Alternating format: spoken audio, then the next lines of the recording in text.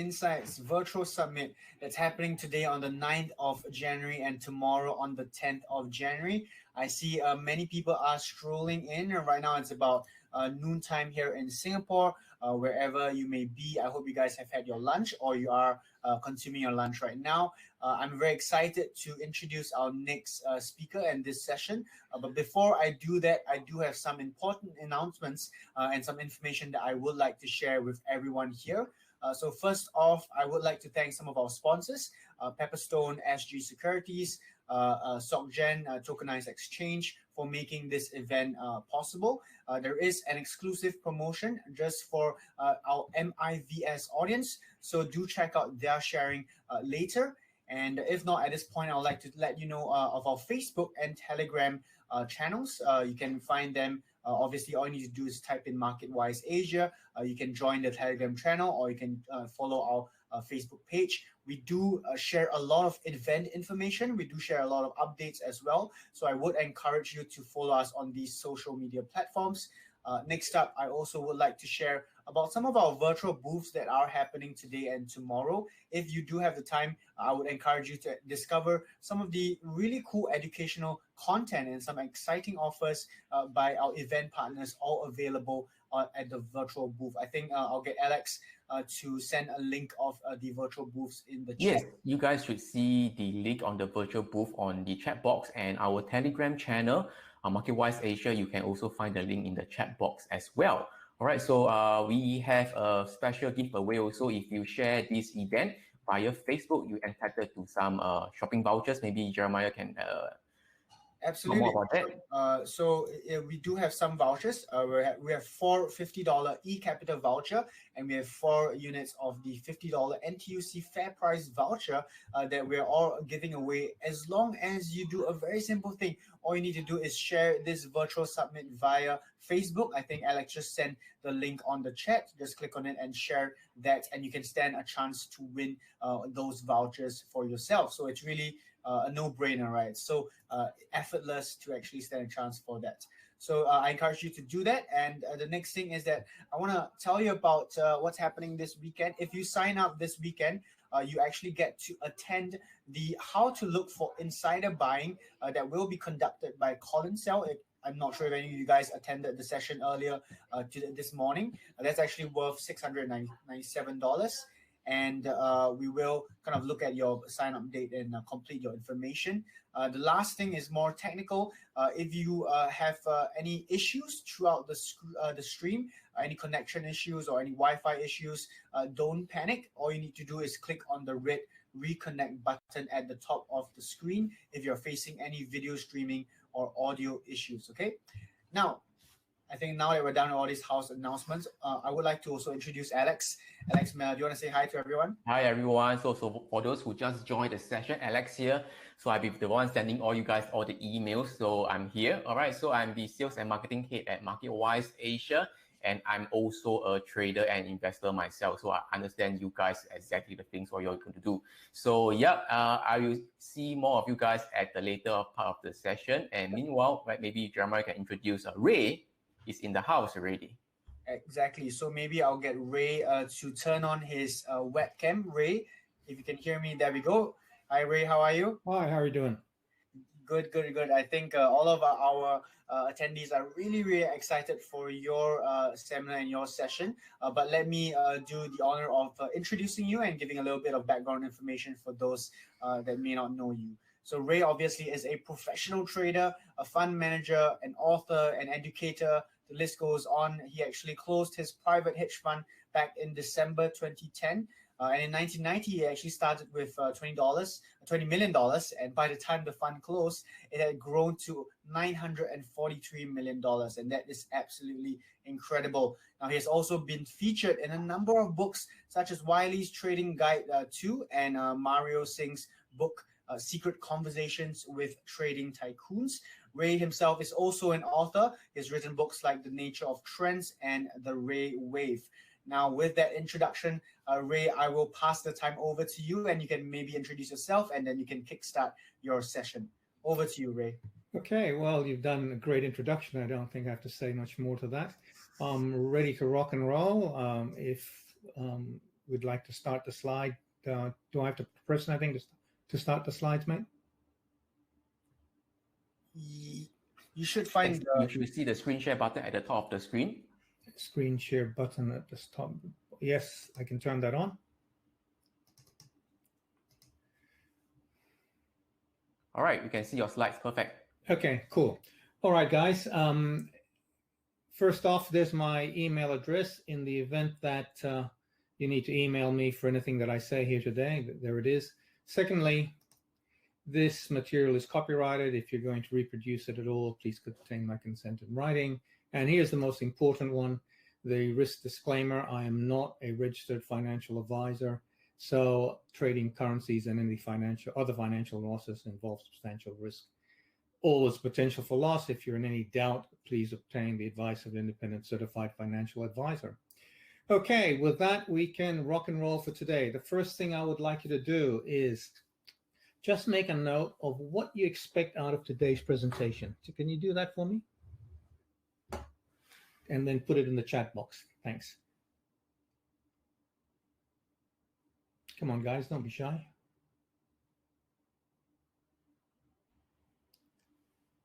It will take about 10 seconds for them to react, so you can just continue your presentation. Okay, thanks. So my objective is simple. My objective is to give you enough information so that you'll be able to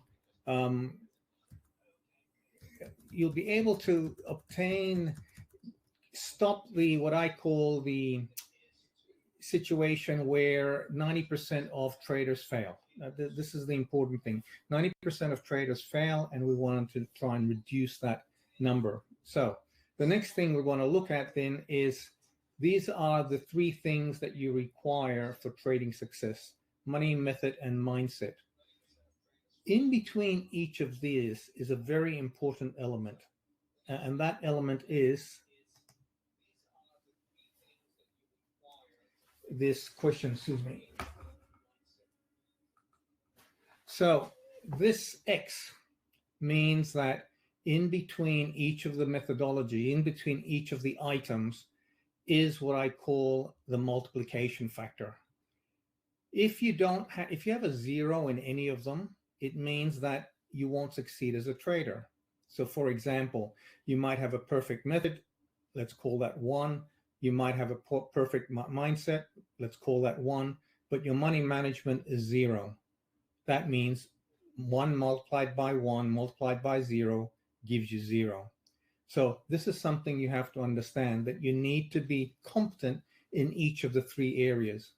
Now, what do those areas mean? Mindset is winning psychology, the ability to execute your rules, method and money rules consistently. Because unless you can execute those rules consistently, there is no way to measure what has to be improved if something's not working. Secondly, you need to have the mindset that says, I will constantly improve. The information coming about trading methodologies, about human nature, about optimization of our methodologies and money rules are constantly improving. When I first started trading in the 1960s, the technology that we had then compared to the technology that we have now is nothing. Obviously, nowadays you have instantaneous information. Similarly, when it comes to the psychology of improvement, that has undergone great strides, and therefore we want to keep track of them. So you need winning psychology, the ability to consistently execute our trading and money management rules, and the commitment to constantly and never cease improving. Money. Money is your risk management. Basically, it says I want to maximize my profitability and minimize my risk of ruin. There are 4 questions you need to answer when it comes to money. The first question is, what percentage of my capital am I going to risk per trade? Tied to that question is, what is going to be my position size relative to the trade? Third thing is, when am I going to add my profits to my capital, and when am I going to deduct my losses from my capital? Now, this is an important question because most people don't realize it. They say, okay, I'm going to use 2% of my capital each time I trade. That's the common jargon, if you will. Now, think about this for a moment. If you take $100,000 to $1 million and you're risking 2% per trade, and each time you make money, you're going to add your winnings to your capital. As it grows, 2% of $1 million is very different to 2% of 100,000. And what will happen is when you have the inevitable drawdown, it's going to be at your peak.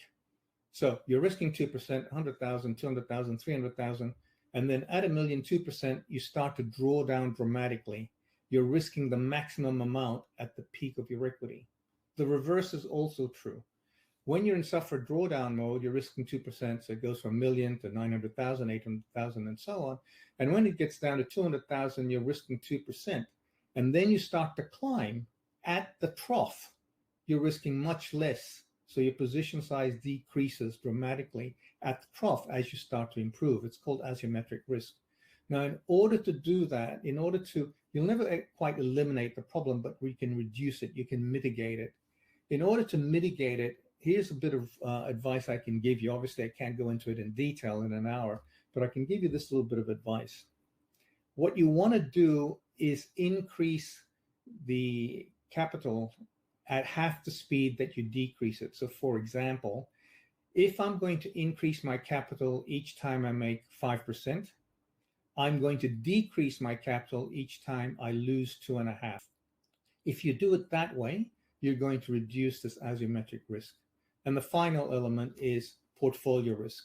If I have more than one open position, how much am I going to allow my capital to be at risk?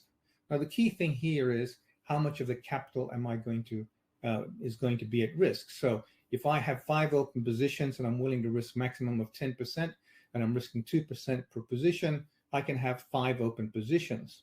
But let's say one of those positions, I can now bring my trailing stop to break even.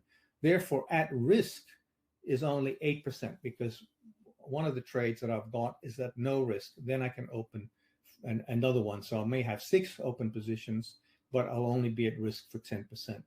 So that's money. And finally, method. Method says we're going to identify an approach to the market that has written rules that puts the probabilities on my side.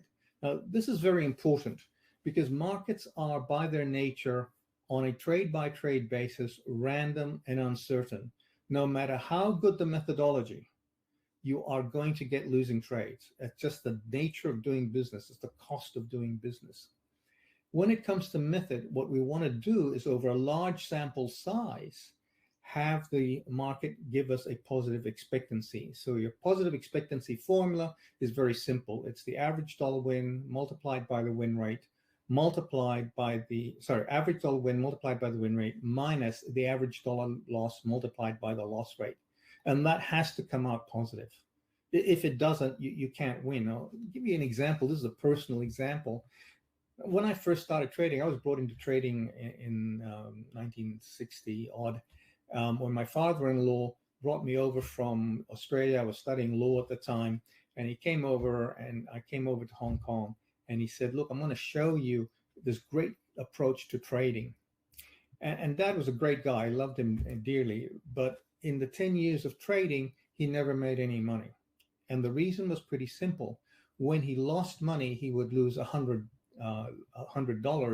and he would make 10 cents a trade. Yes, he had 90% win rate, but if you multiply 90% by 10 cents minus 10% multiplied by $100, you're going to see that he cannot make money. So you got to be very careful with your methodology. It's the nature of the markets to be uncertain and random on a trade-by-trade basis. And secondly, over a large sample size, that's when the results will come towards the edge that your methodology has. So those 3 things are absolutely essential in comes to trading success. Now, today I'm going to talk about method. I said to you earlier that over 90% of traders lose money, retail traders I'm talking about, and not generally known, but over 70% blow their account in the first 6 months. And it's not entirely your fault. So the reason for that is that it's the way that you've been taught, and we're going to look at that today. Now, before I start, I want you to make sure you turn off your mobile phones and all other distractions. And as I said, if you're serious about being profitable, you want to pay attention to what I'm going to be saying next, okay? All right, so let's have a look at methodology, and let's have a look at what I call the traditional thinking, because this is what I consider to be part of the reason why so many traders fail. Now, some traders fail simply because they won't do the work. Now, there's nothing I can tell you in today's presentation that is going to change that. If you're not prepared to do the work, you aren't going to succeed. But I know a lot of students, I took up trading when I gave up my hedge fund in 2010. I said, what am I going to do with my life? And I decided to teach, because I love teaching. I love getting on top of a stage, and I like seeing people improve. So I said to myself, what am I going to do? And I've seen a lot of students put the work in and fail. I repeat that. I've seen students put a lot of work in and fail. And part of the reason is what I'm going to show you now. Traditional thinking says you're either a systematic or a discretionary rule-based trader. What do I mean by that? A systematic trader is one who has a set of rules and says you must follow these rules. So you see a trade, take a trade, see a trade, take a trade. The discretionary rule-based trader says, hey, I have a rule which says I will follow my rules, but in certain situations, I don't have to follow them. And there he allows intuition to come into play. There is no right or wrong in terms of systematic or discretionary rule-based traders. I don't know how many of you are familiar with the hedge fund industry, but the best hedge fund in the world is Renaissance Magellan, brought together by James Simons and James Axe. I think James Simons is now retired. It is generating over 60% per annum before fees, and has been doing that consistently for the last 15 years. I think it's had one losing year, maybe two. On the other side, the discretionary rule-based trader, I'm sure you've heard of Ray Dalio. He's Bridgewater, the founder of Bridgewater, fantastic trader. Also Paul Tudor Jones, fabulous trader, discretionary rule-based trader. So if you're a retail trader, you come into the market and you're told you've got to be systematic or discretionary rule-based. Take your choice. The one you decide to be one or the other because of your personality. You can do a personality test, and you can say, hey, wait a minute, I'm going to do a personality test, and it's going to tell me whether I'm going to be systematic or discretionary rule-based, and then I'm going to find a system or an approach that suits my personality. Okay. Unfortunately, there is a major flaw with this thinking, because with systematic trading, traders by definition have very simple rules, and they have an assumption about how the rules will operate. In other words, under what market conditions will these rules operate? So for example, let's take this very, very simple system. In an uptrend defined by a 20-day moving average, if prices are above the 20-day moving average, I assume that the trend is up, and therefore I will take buys only. And that's working fine when you get prices above the moving average, and the moving average angle is pointing up. So you got to, if you can think about the market moving up, you got the prices moving above the moving average, and if you take buys, you will make money. However, if the price is going sideways and your rule says above the moving average is an uptrend, and the trend is actually sideways, in that period of being sideways, you're going to have consecutive losses. That's the nature of the beast. And the other part of it is that no matter how you systematically try it, as far as I know, no one's been able to define trends, if I can put it that way, in a manner which will eliminate this problem. Moving average are by their nature slow in reacting. Other tools will give you the same problem. You can reduce the problem, but you can never eliminate it. So if you're a systematic trader, you're going to have a period where you'll have a series of losses which the retail trader won't take. I call that series of losses the window for the tolerance of loss. And retail traders are unable to take that window of loss. This is the problem. And the moment they have, let's say the system says, okay, you back tested and says you're going to have 6 losing trades in a row. You can have 6 losing trades in a row. They have 3 losing trades and they say, okay, this is not working. I'm going to move to another system. And they have the same problem there. And I've seen this time again in when I'm educating students. In my early years, I saw this all the time. I saw guys that I thought were putting in the work, but they would have 3 losing trades in a row and they would just run off. They just go to another system. So that's one problem. With a discretionary rule-based trader, that's based on some view of how the market works. I'm sure you've heard of Elliott, Gann, Wyckoff, Tubbs, and so on. All of these had theories about how the market worked. And what we then do is take those theories and create a series of rules so that we can take advantage of them. Problem is that in trying to create rules which eliminates loss, the retail trader makes those rules so complicated that he becomes analysis paralysis type situation, or he just continues to take trades. Really, they're not the rules. He can't follow them because they're so complicated. He's trading without rules, effectively trading without rules. So the weaknesses are systematic traders have a series of losses, which the retail trader can't bear. And the discretionary rule-based trader has a system that is so complicated that he can't follow them. So when you look at those two things, when I started teaching and then over the years, I said to myself about 2 years ago, what can we do to eliminate this problem?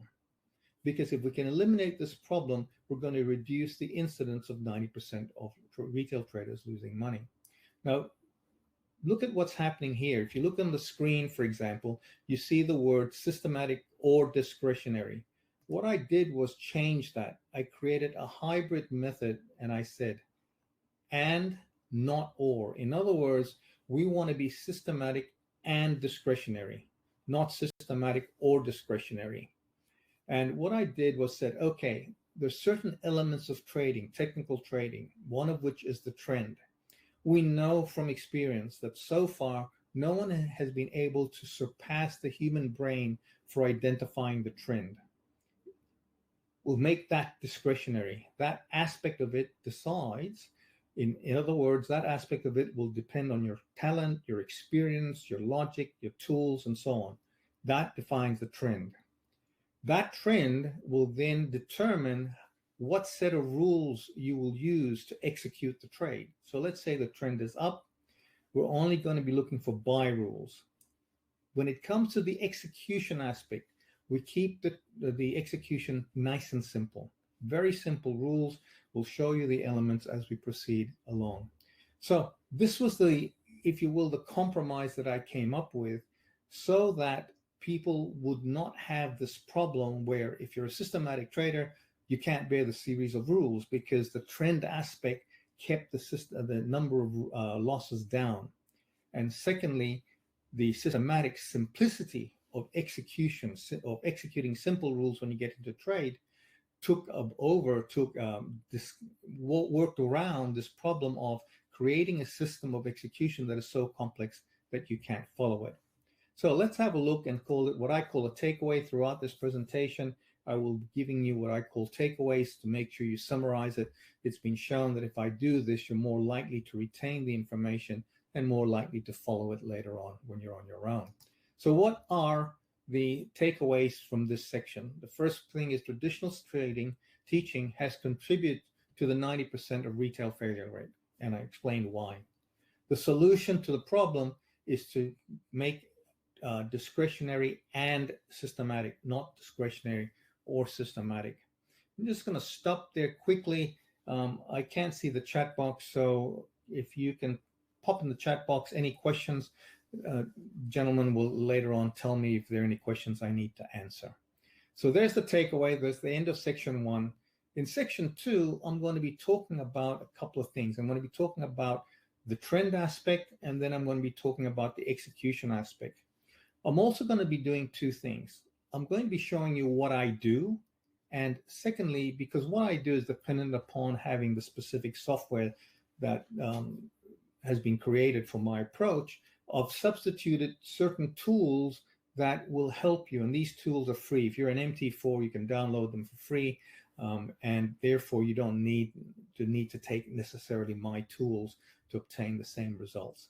So let's have a look now at what I call trends. There are two aspects to trends. Trends and time frame, they go together. Now, when I talk about time frame, you might think, oh, long-term time frame, medium-term time frame, short-term time frame, etc. Those words are, for me, are close to meaningless. Let me give you an example. One of my best friends was a floor trader who then, as you know, the floor closed and he moved off the floor. For him, a long-term trend is 1 day. Now, for me, a long-term trend is like 5 years. So words like long-term, medium-term, and short-term trend don't make a lot of sense. It's important that you define the time frames precisely. And in my view, the best way of doing that is to use calendar terms. So for example, I'm going to talk about the yearly trend, the quarterly trend, monthly trend, daily trend, 60-minute trend, 240-minute trend, and so on. And so that's time frame, and trend is up, down, or sideways, right? There's nothing difficult about it. So how do we define an uptrend? Well, that depends upon the kind of tools that you use. In my case, I use what I call barrel swings. I devised this myself. They're available from optima.com. And what you see on the screen in front of you are the swings. The green line represents the yearly trend. That's a 200-day swing. The black line, which you don't see because it's underneath the green line, is the quarterly trend. That was represented by a 73-day swing. The red line is the monthly trend represented by an 18-day swing. The blue line is the weekly trend represented by the blue line, by the blue lines, yes. And the gray lines is the daily trend represented by the gray line. So the daily trend is the gray line, the blue line is the weekly trend, red line is a monthly trend, black line you don't see is the quarterly trend, and the green line is the yearly trend. Yearly trend is 200-day swing, 73-day swing for the quarterly, 18-day swing for the monthly, 5-day swing for the weekly, and the 1-period swing, 1-day swing for the daily trend. Now, then it becomes very easy to identify the trend. So right now, for example, if we talk about the daily trend is sideways. You can see this area here. The area here, for example, I'm not sure if it's showing, but let's do it this way. Hold on.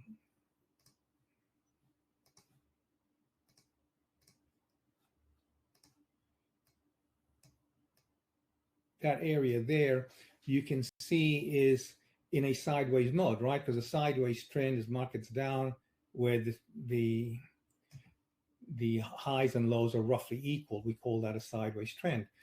Downtrends are lower lows, swing lows, lower swing highs. Uptrends are higher swing highs and higher swing lows. Now, in this particular case, you can see that the gray line was in a downtrend. It's now formed a sideways trend. The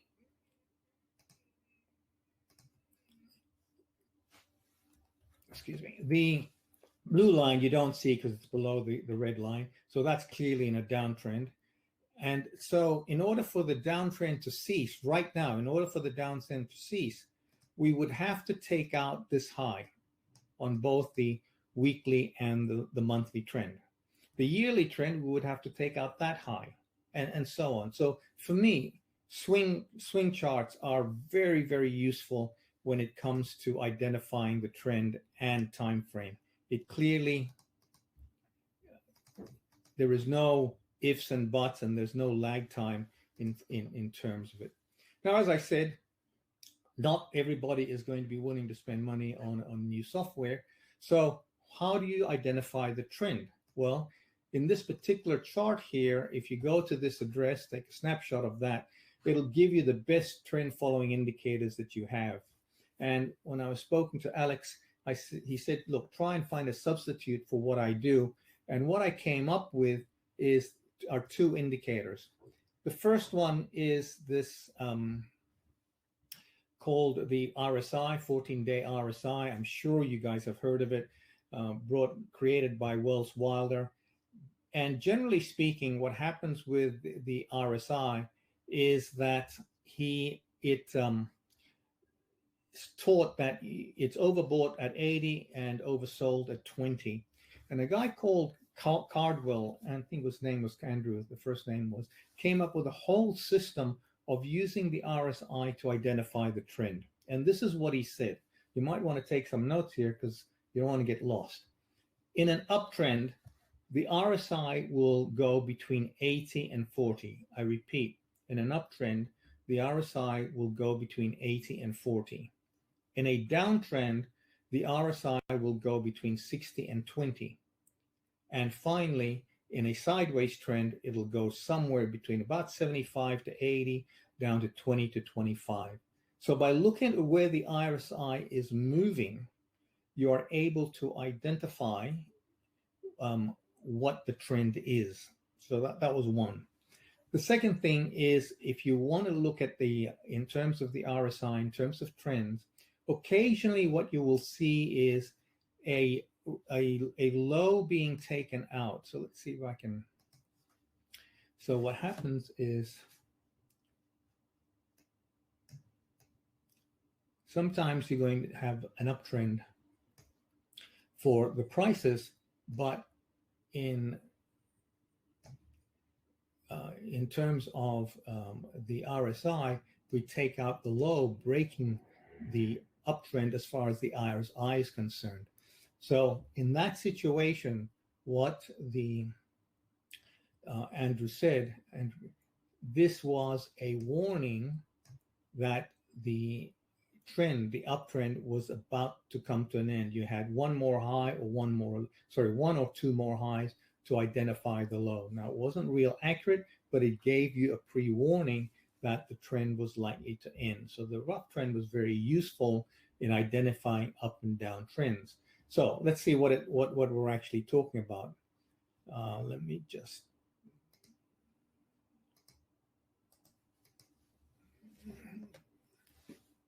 Oops, sorry, I always want to take this out.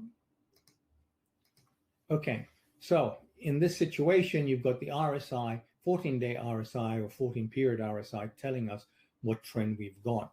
The other one that I've got here is called the ARAN indicator. The ARAN indicator, what I like about it is that it is a situation which comprises of two lines. And essentially, it is not so much a tool of prices as you have here. It's a tool of indicating behavior. And what it does is, for example, in an uptrend, the green line here, it will, it's composed of two lines, and this line here measures the up moves, this line here measures the down moves. And when the market is in a trend, you'll see it here, it will hold above 80. And when it's in an uptrend, the bearish side will hold below, it will be 0 or minus 20.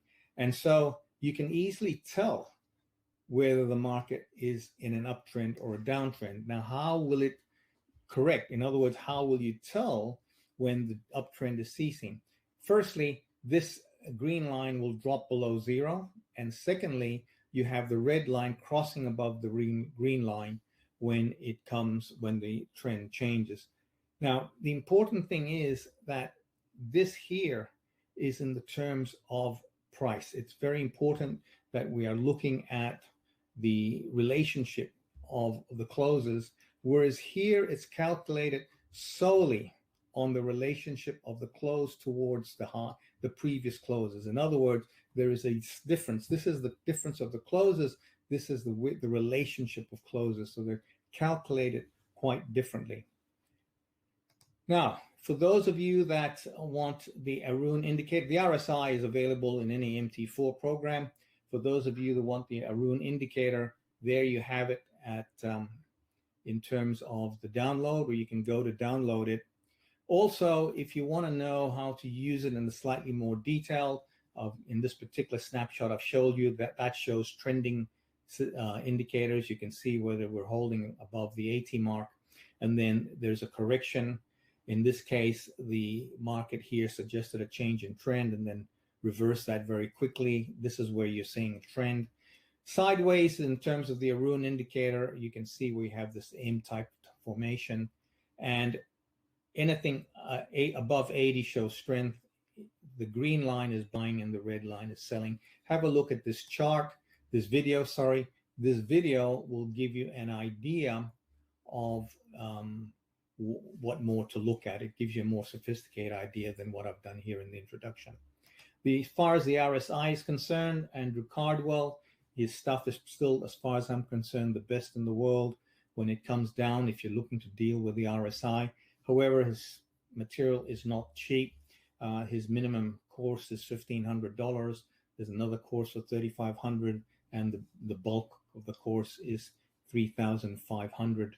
To me, as I said, that's up to you, but that fully explains his approach to the markets. So let me just see if I can bring a chart up.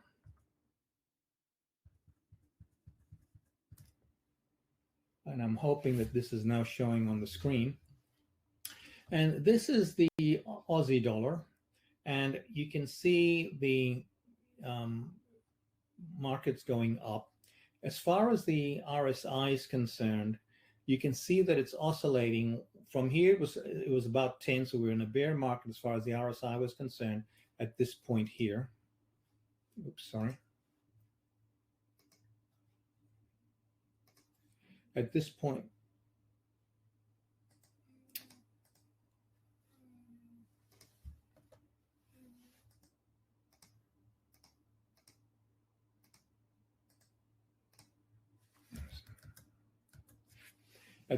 here, the market was in a bear market. That's coming in on the 19th of March.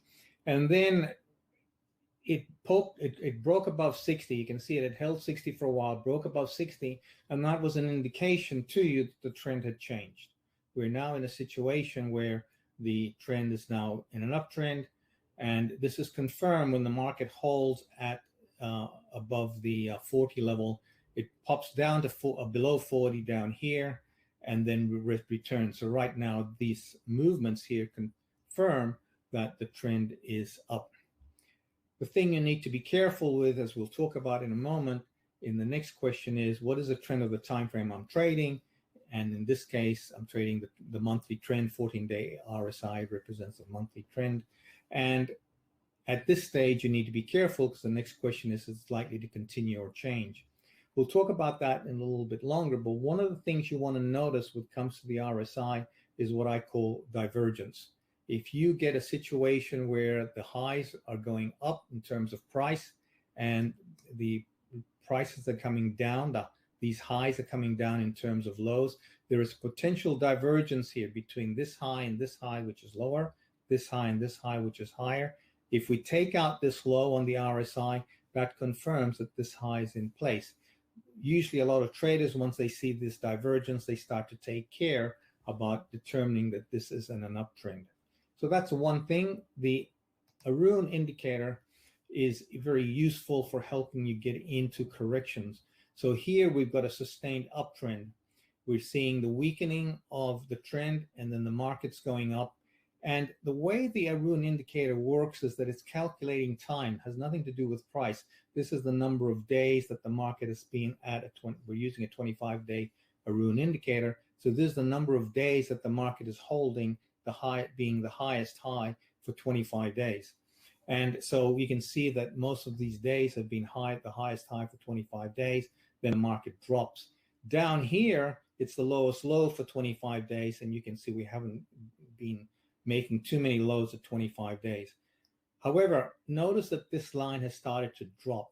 So this line here is representing some weakness, not ready to sell yet. What happens for the Arun indicator to tell you that this trend might have changed in terms of what you're looking at is two things. Firstly, the market either drops below 50, and at the same time, the red line crosses the green line. So in this case here, for example, where the market in this case crossed above the green line, that's back on the 21st of September, crosses above the green line, that's warning you that the trend has changed, and then the market headed up. it really needs to go sideways like here for some time to confirm. That didn't happen. So what that really tells me is that this is a correction, and I should be looking to return to the trend once we get a buy signal. So that is the trend. What is the trend of the time frame I'm trading? Is it likely to continue or change? And finally, is it, let me just come back to this. So what is the trend of the time frame I'm trading? What is it likely to continue or change? That defines the trend. So if the trend is likely to change, then of course you're looking, if the market's been going up and you're looking for the market to turn down, then you're looking for opportunities to go short. If on the other hand, the market's likely to continue going up, then you're looking for opportunities to go long. So that's the first section. What is the trend of the time frame I'm trading? And is it likely to continue or change? This is very important. Again, if you have any questions, if you can put them on the chat box, we'll have a talk later on towards the end to answer your questions. So we talked about discretion being identifying the trend and setting up the strategy. What is the trend of the time frame I'm trading? Is it likely to continue or change? Once I've got my strategy, I'm going to go to my execution rules, and they need to be by definition simple. And here is where a little bit different to most traders. I'm going to show you what I call the 4 phases of market action. And each of those 4 phases requires a separate system. Most traders use one system for all the phases, and I think that causes problems when it comes to their winning rate. I repeat, it's the fact that they're trying to use one system for 4 phases when they should be using 4 systems. Let's have a look at the 4 phases. The first phase is where the market moves directionally, and I'll show you what that looks like in a moment. And then the market pauses. Now, this one here, I haven't seen too many books on it or ideas on it. For me, what that represents is, if we're using a daily chart, you have we have a directional move, and then you have what I call a 2 or 3 bar congestion. You have 2 bars that form inside bars almost, with the special rules relating to that, as far as I'm concerned, for my methodology. And then we have a 3 bar congestion, and that 3 bar congestion can last up to 7 bars. So what we have, in fact, is a pause in the trend. Then we have a correction. So we have an uptrend. So you think of a monthly trend or a weekly trend, market's going up, then you get the line down, the line turns down and forms this sideways pattern. This sideways pattern can be a simple one, it can be a 3-wave correction like an ABC if you're talking about Elliott wave, or it can just be a sideways correction, as I said, in terms of the sideways market. So let's just show what I'm talking about. So there's the uptrend, and then the market can come down and form a sideways trend. Now, this might be an 18D line, and this could be a 5D correction, or the market must just turn down. That's what we call a simple correction. Alternatively, the market might form a sideways pattern like that, forming a complex correction, but this is all part of this step 3. Finally, you have a strong sideways market. That sideways market will take place on the time frame you're trading, and that can usually lead to a change in trend, but can lead to continuation. The important thing is this long sideways situation. So let's have a look at a chart. If you look at this is the WTI, this is a CFD. WTI is your crude oil, West Texas crude oil. And if you look at this, this is the market moving directionally.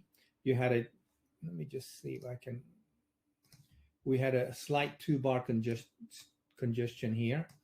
Then down here, the market moves, and over here in this area here, you've got a 3 bar congestion. Then you've got this directional move. You've got a 1 bar congestion there. I don't trade that. And then the market had a directional move again.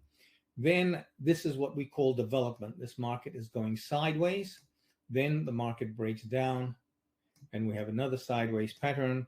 Then the market breaks down, and we have what originally is a 3 bar congestion. But this 3 bar congestion breaks to the upside. And now we've got this sideways market. which could have broken to the downside, resuming the downtrend, or as it did in this case, break to the upside, telling us that the trend for the WTI had changed. So that's essentially what I mean by the four phases. Let me just get, no, it doesn't want to get rid of that. Hold on.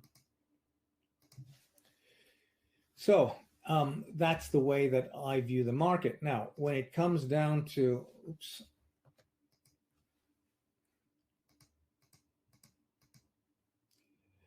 identifying the elements of a trade. You know, you're going to have to do this on your own. Obviously, in your case, you need to find the ways of identifying the directional move. What do you mean by directional move?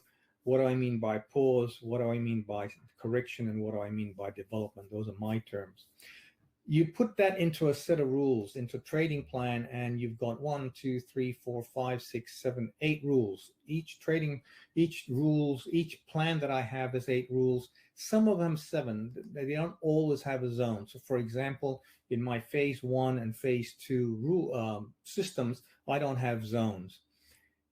The setup is what you need to see in order to take a trade. So, for example, in my case, if I talk about a so I've got a, oops, that's not what I want. So I have got a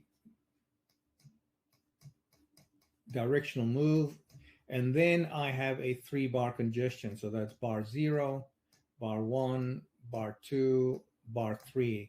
So there's the start of my 3-bar congestion. There are my boundaries, and then the market breaks down. So that is what I call a setup. You need to identify what is the pattern you need to see to tell you that the market is you need to get ready to take a trade. Then you need to define what I call a trigger.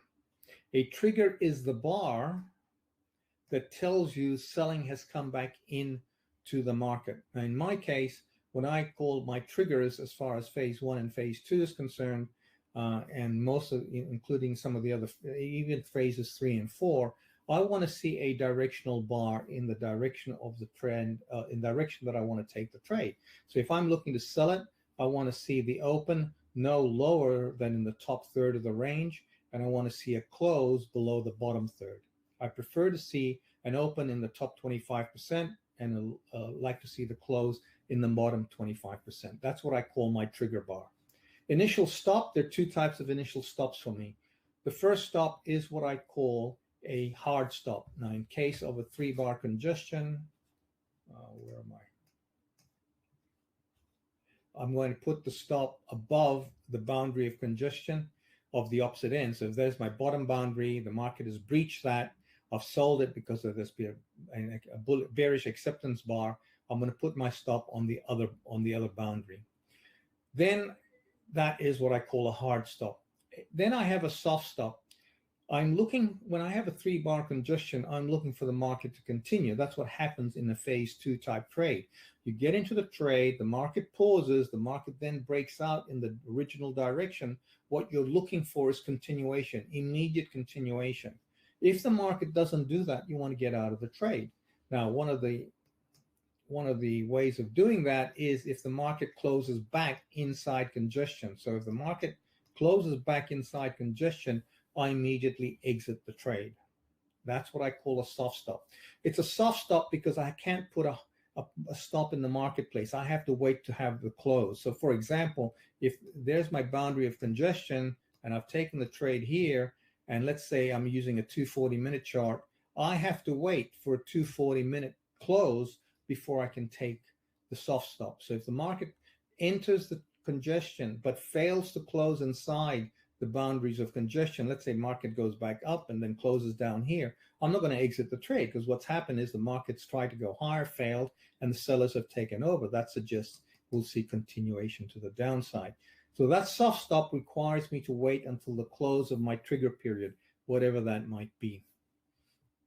I usually have a target, and the target tends to be the average price for that particular setup. So I have set of stats which tells me my average profit target for a 3-bar congestion in the Aussie dollar is, I don't know, 500 pips. Then my target for this trade will be, I look for 500 pips, I look at my chart, make sure there's no support or resistance in that area, and they say, okay, it's around 500 pips. I know what my initial stop will be, and then I calculate my reward to risk. And why do I do that? Well, the reason I do that is that if reward to risk is insufficient, then I won't take the trade.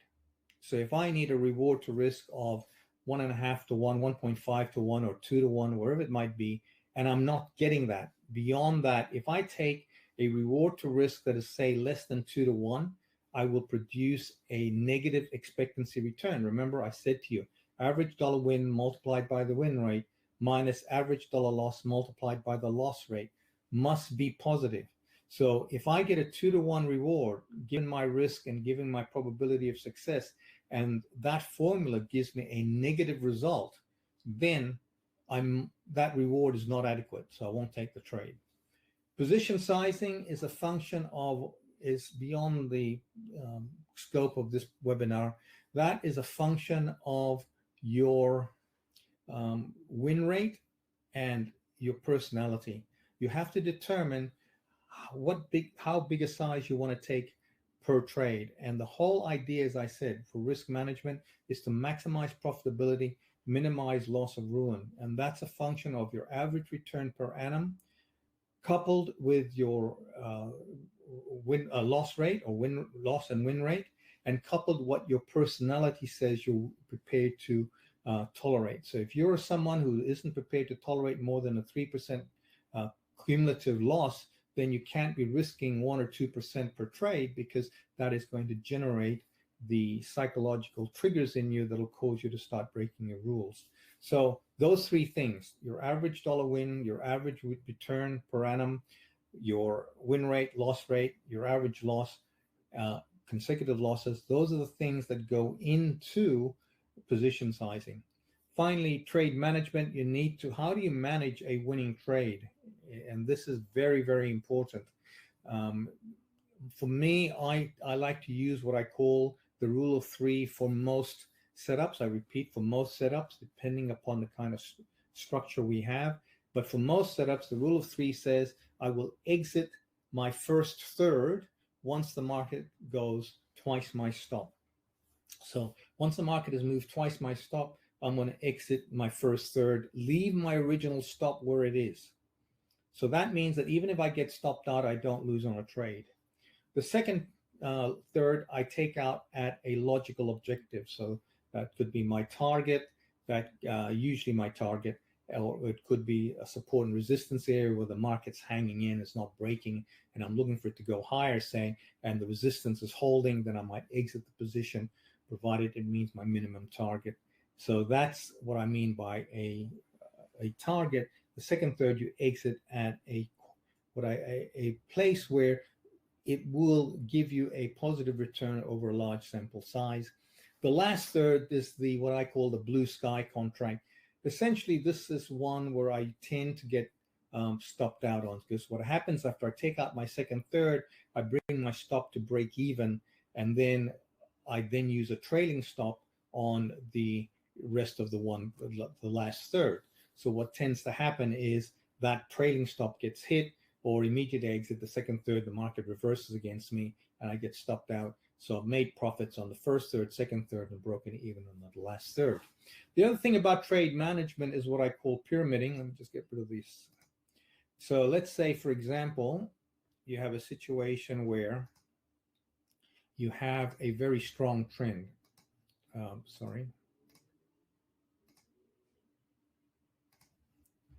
So the market's going down very, very strongly, and you've taken a position here, the market's popped up, and let's say you've exited 2/3, and now you can take another set of threes, and the market goes down, and then you get a situation where you add to your positions here, or you add to your positions here, and you use a rule of 3, and so on. So where there's a sustained trend, you can make a lot of money because you're pyramiding using these rules of trade management. Okay, so that's essentially the elements of a plan. So when you're creating your rules for your four systems, system 1 where the market's moving directionally only, system 2 where the market pauses, system 3 where the market corrects, and system 4 where the market goes sideways for a long period of time in your time frame, then you have to have these, each of these four systems has these 9 rules.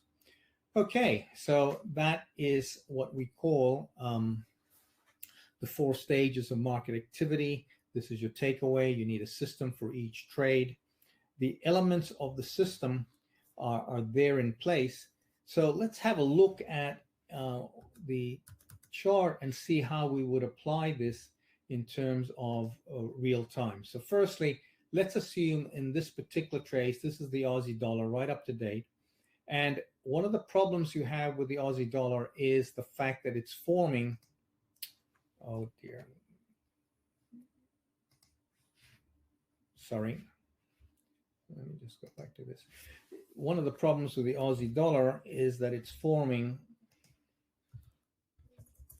I'm not sure this is going to show, is forming this divergence. So you get a situation where this market has a potential divergence here.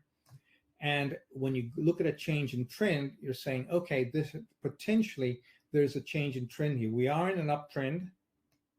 We are giving a warning that the momentum in this uptrend is starting to weaken. Now, you've got to be careful with the RSIs simply because you can get a divergence going for a long period. So if you look at this, for example, there's that line going up and this was going down, and we didn't really break this line until over here. So, you know, from this period, this is coming in at around, this was 10th of June, and we really didn't have a final high until September. So that's one of the problems with the RSI. But nevertheless, if you're trading this, you need to be aware that if you're trading the RSI, there is a decrease in momentum and there's potential here for the market to turn down. In terms of the Arun, so sorry, let's go back to this. What is my setup? At this stage, I don't have a setup. I'm looking for the market to confirm that the trend has changed. This is one of the issues with this system. It's going to be one step behind, and you can't get away from that when it comes to using moving averages, and the RSI is a form of exponential moving average. So we need to wait for the break. The Arun indicator is warning us, let me just get rid of this, is warning us again. We've had this break like we had back here. We started to break down. You can see these breaks here, warning us of this potential break in this area here. So the Arun is warning us of gain potential weakness. Now, what do? I prefer, let me just move this away. I prefer to have a different set of tools. So in this particular case, for example, let me have a look where I am. No, let's just draw it in. So if we put the barrow swings on this, and let's assume for a moment that I'm trading the 5-period swing, what that will tell me, and I'm going to put the 18-period swing on this, what I use is statistics, and that tells me that this line, this move here,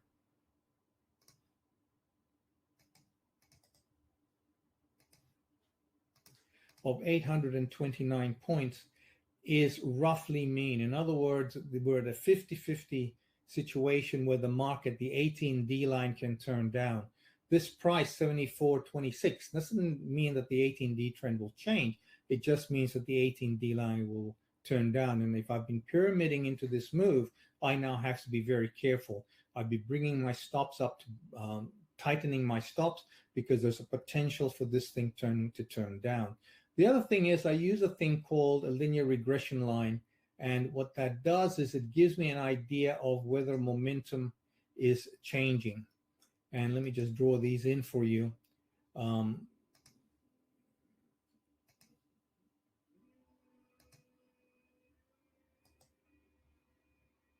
what we can see in this particular case is that as we've made new highs, we have continued to push into this area here. Now, in that situation, we're not seeing the lack of momentum that is being shown on the RSI. I tend to favor the LRBs because they give us less false signals than the RSI. Let me give you an example of what I mean. In this particular case here, for example,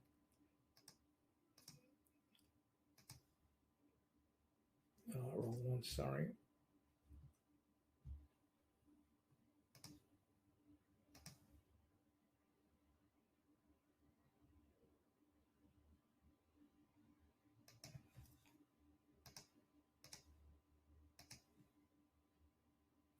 You'll see that as the market came down, this is better seen on an intraday chart, but as the market came down, let me just line this up.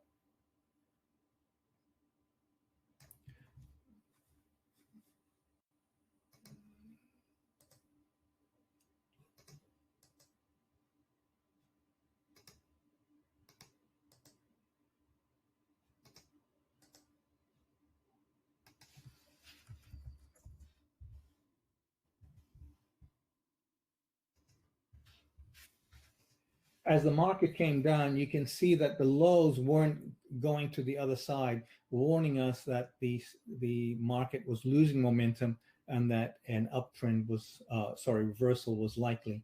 So in this case, we're not seeing that. So unlike the RSI, the momentum in this case is not showing us that this is likely to turn around. So I've got to be careful. If I'm trading the Aussie dollar, I would not be pyramiding at this point. I have tightened my stops and I would be waiting to see confirmation that the market still has enough power to move in. In addition, when you're using the LRBs, the market often moves to this to the top third and then retraces back to the bottom third. So we could retrace all the way here without doing an 18D correction and then turning up. If the market did turn down, came down to these areas, that would be what I call a zone, and I'd be looking to see if I have a setup. Okay, I promised to finish at 12:30. I'm going to stop there. If there are any questions, I'm not sure how I get this situation. Where am I? I've lost myself here. Yeah, here we go. Okay, so I'm done. If there are any questions, now is the time to answer them. Okay, so thank you, Ray, for your sharing. So I think there are a number of questions for you. Some are regarding to market outlook and some are regarding to your indicators. So one gentleman is asking, right, what is your outlook for Joe Biden for the stock market? Since Biden is going to release QE, what's going to be like? Okay, the reason I'm laughing is I don't have a crystal ball. Right now, looking at the market reaction, what they see is that because the Democrats have won the Senate, then there is going to be big spending. And big spending means that the market will continue. We have this QE, which has been going into the stock market, and therefore the market should continue going up. My major concern is that I look at the volume on the NASDAQ, and the volume on the NASDAQ is showing me that we're potentially either a corrective top. We're probably at a corrective top. So if you ask me what I think Joe Biden, I think that if you look at it, it should be good for the market. But technically, I'm seeing signs where we might be hitting for a corrective top in the US indices. I hope I answered that question. Okay, so there's also questions regarding your indicator. I think it's the RSI and the Arun, right? Are these two indicators leading or lagging? They're lagging. All the Arun indicators is a simple looking at the close of the last 25 days, and if it's the highest high. If you go to those websites I gave you, you'll get a better description of it. And it's like a simple moving average. The RSI is a exponential moving average of momentum. So by definition, they're going to lag. Any indicator you use, any indicator you have on a normal technical analyst package is a lagging indicator. So for me, they're lagging indicators. That's why I prefer to use swings and so on. All right. So what time frame do you use when you trade commodities, stock, or forex? From what I see, you are using the daily time frame, right? Yeah, well, as I said in the presentation, daily time frame has to be defined by my swings. So I trade either the weekly trend, the 5-period swing. If the market's very volatile, I'll trade the weekly trend, which is a 5-period swing, or the 18-period swing if the market is less volatile. In addition to that is the trend time frame. Then my execution time frame is the next time frame down. So generally, I will execute if I'm trading the 5D trend. I will trade look at execution on the 240-minute chart. That is my favorite preferred time frame for executing my trade. So there are two time frames there, either the 5D or the 18D for the trend, and then the 240-minute bars for the entries and stops and so on. All right. So what do you think is the difference between hedge fund traders and retail traders? Oh, there's a world of difference in a whole number of ways.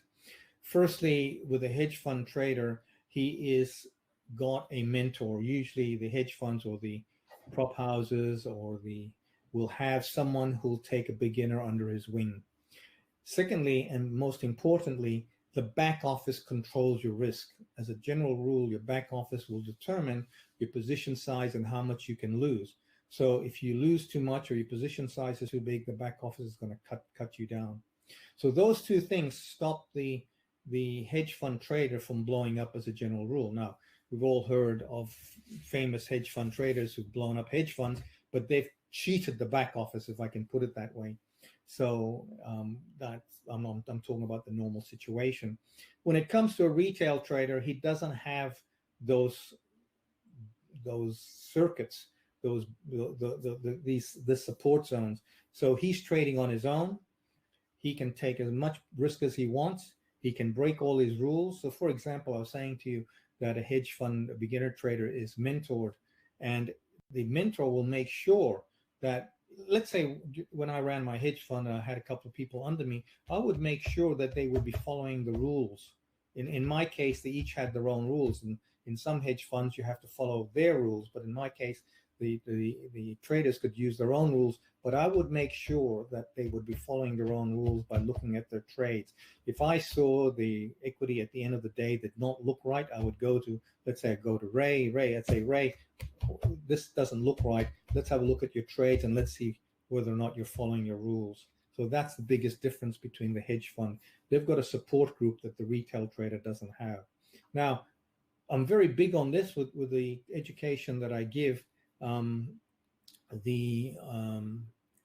You can form small groups of 3 or 4 people, 3 to 5 people, and you want to be able to be supportive of one another and do what the mentor does. You tell the group, this is what I'm going to do, these are my rules, and then the group holds you accountable. That's the biggest difference. Okay, thank you for your answer. And Peter is asking maybe also a crystal ball question. What will be happening to the US dollar in the short and long term? What's your view on that? Let me put it this way. I'll give you my view, but I can reserve the right to change my mind in the next 2 minutes, right? Yeah, I understand what you mean by that. Right now, the US dollar, I think, is probably, and I tend to talk about the US dollar in terms of its pairs. So the CAD dollar and the Aussie, for example, I think that the US dollar looks about ready to rally. There'll be a short-term rally. Longer term, sterling, I think again the US dollar looks to be ready to force the sterling down. So there'll be a short-term rally on the US dollar. In the longer term, I think the dollar is putting in we're going to be in for sustained weakness in the US dollar, because at the end of the day, all of this money that has been printed, and although it's been worldwide, the US dollar is the leader here, except maybe for China. It is flooding. It's going to flood its economy with a lot of cash. That is going to initially lead to huge inflation, which will be positive for the dollar. That's why I'm looking for a short-term rally. But then it's going to turn it around, because the dollar will weaken very badly given the amount of cash that is being produced. So they're the two prognoses. But as I said, guys, look, it's not worth the paper it's written on, because at the end of the day, you've got to look at what the market is telling you, and that's really important. All right, so thank you for answer again. And Rodrigo is asking, how much back testing should I do before going live? Okay. How much enough? Now, first question I have to ask this question is, are you currently trading? So you're asking the question, I want to back test my system. I want to know how long it'll be before I use it. Now, if you are doing that, in other words, if you are already trading and you just want to know if your system is worthwhile, you want to back test. Two types of back testing. You do back testing, which in terms of optimization of your parameters, and then you do back testing carrying it forward. So let's say, for example, I want to know whether I'm going to use a 25-day Arun or a 10-day Arun or whatever it might be. I'm going to use, say, maybe 5 to 10 years of back testing with at least 30 trades and find out which one gives me the best. Let's say it's 25-day. I then go from 2010 back 10 years, and then from 2010 to 2020, I walk it forward, and that's what I call forward testing. And then I want to see that the two results are roughly the same. That's just back testing. Then I'm going to test it for at least 15 trades where I use minimum size. So if I'm using a $1 million account, I might trade it with a $10,000 account. So to minimum size, I just want to make sure that it's going to work out in reality. It will support the back testing I've done. So they're the three types of testing I use.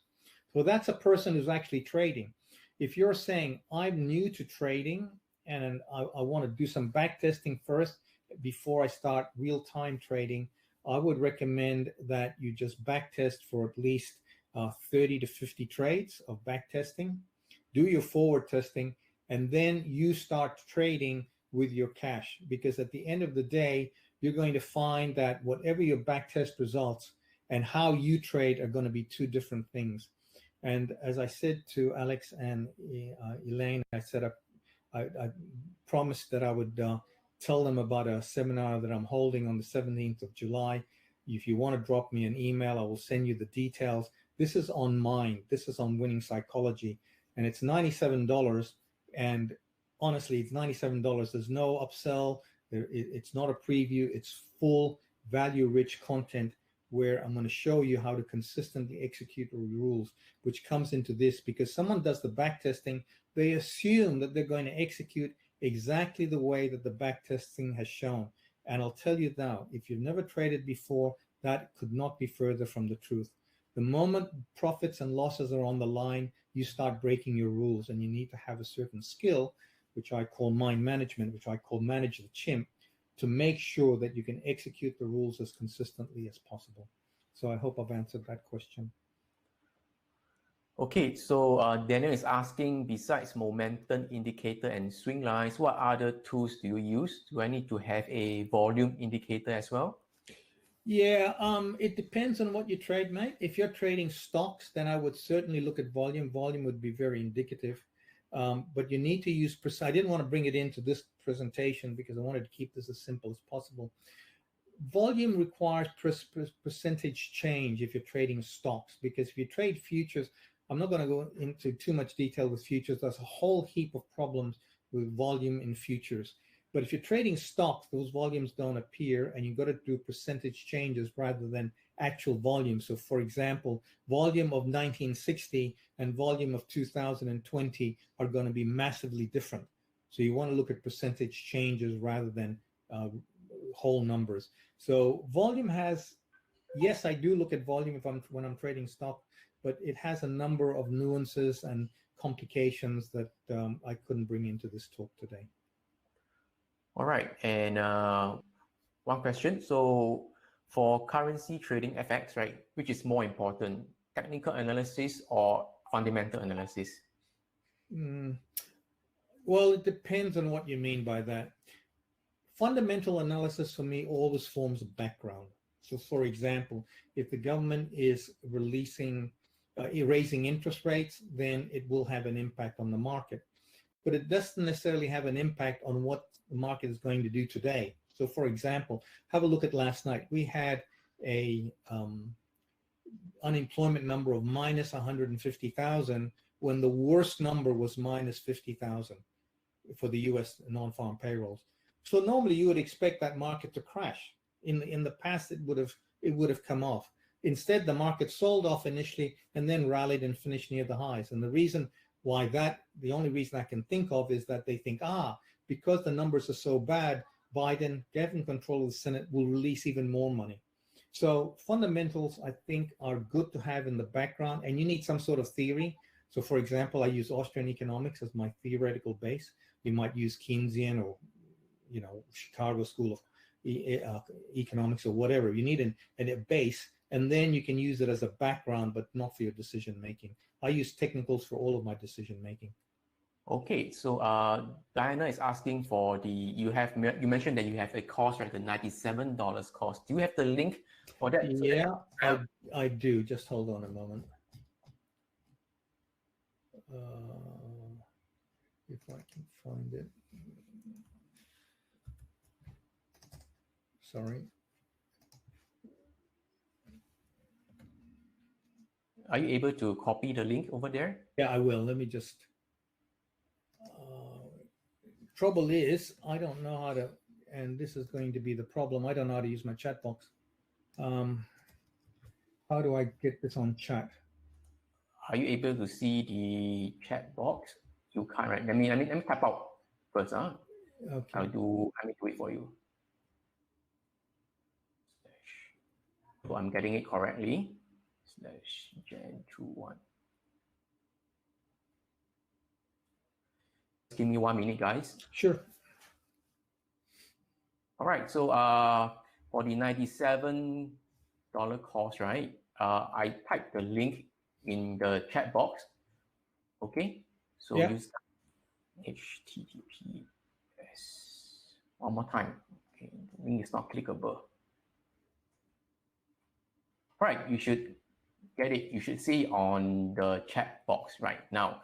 Okay, so one last question. Okay, so maybe I'll answer that question. So CK is asking, if I'm trading part-time, how should I declare or file my taxes? For Singapore, right, if you are just trading part-time, Singapore has no capital gain tax, so you are not required to pay any tax unless this is your full-time income. So Singapore is very tax-friendly to all these investors and traders. That's why all the rich people want to come into Singapore and invest and do trade as well. Okay, so I hope I answer your question on that.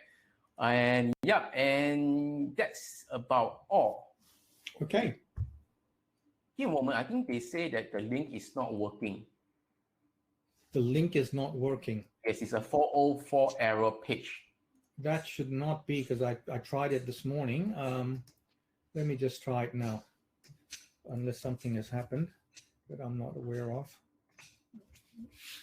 Yeah, barometric is not. Oh, it's working for me. I've just tried it, so we may have made a mistake. www.barometrics.com webinar. I've just typed it into my browser. It's working fine. I tell you what. I think I missed out www. So we need the www in front. Okay, so I posted the link one more time. This time should be working. You need to enter the www at the front, barometrics.com/webinar-gen21. So the link is working right now. Okay. Yeah, so I apologize for those who are experiencing some issue to the connection. All right. It could be the weather. No, it's raining right now. I don't know. But yeah, so it's not easy to host a large number of people at one single time. 500 to 800 people are rushing into the room. So I'm very sorry that if you're experiencing any connection issue. One of the method is to later close the browser and reopen another one. So don't try to keep reconnecting to the same button. So try to close the browser and go to the next room later. Okay, thank you, Ray, for your sharing. I will share the next room. The next room is at session at